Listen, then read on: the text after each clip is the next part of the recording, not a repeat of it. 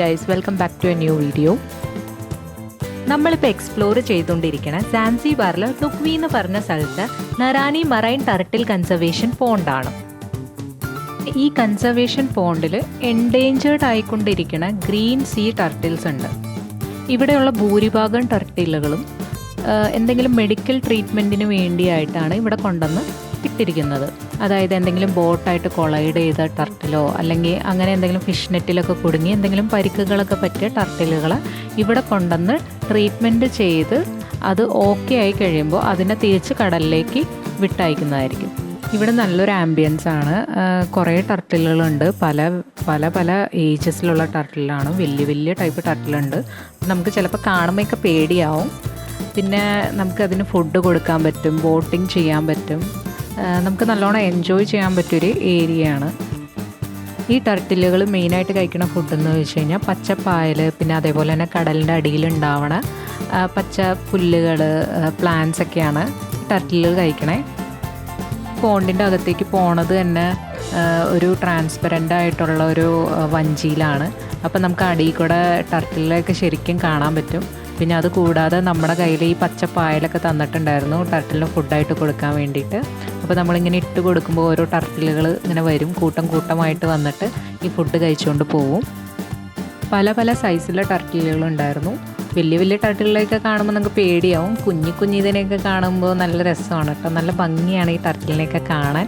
നമുക്ക് ശരിക്കും പറഞ്ഞാൽ കടലിൻ്റെ ഉള്ളിലൊക്കെ പോയാലാണ് ഈ ടർട്ടിലിനെ കാണാൻ പറ്റുള്ളൂ.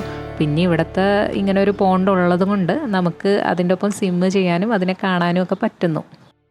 ഇവിടെ നമുക്ക് സ്വിമ്മ് ചെയ്യാനുള്ള ഓപ്ഷൻ ഉണ്ട്, പക്ഷേ വെള്ളം അത്ര നല്ല വെള്ളമായിട്ട് എനിക്ക് തോന്നിയില്ല. പിന്നെ എനിക്ക് സ്വിമ്മ് ചെയ്യാനും അറിയില്ല, അത് കാരണം ഞാൻ സ്വിമ്മ് ചെയ്തില്ല. പിന്നെ വലിയ വലിയ ടർട്ടിലിൻ്റെ ഒക്കെ ഒപ്പം സ്വിമ്മ് ചെയ്യാൻ നമുക്ക് എന്തൊക്കെയായാലും പേടിയാവും.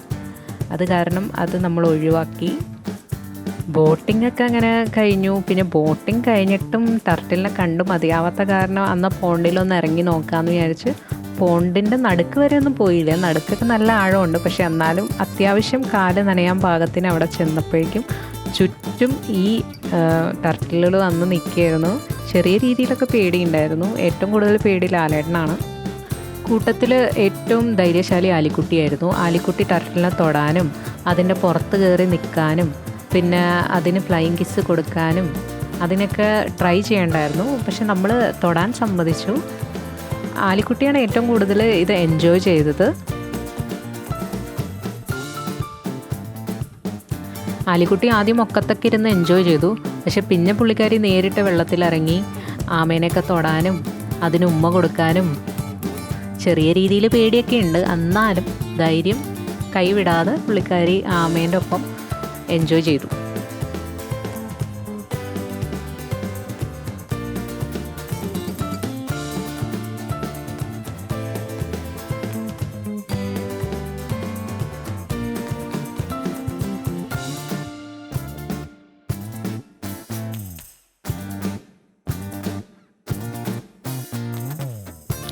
സാൻസിബാറിൽ ടൂറിസ്റ്റ് അട്രാക്ഷൻ സ്പോട്ടിൽ ഒരു മെയിൻ സ്പോട്ടാണ് സ്വിം വിത്ത് ടർട്ടിൽ അറ്റ് നുക്വി.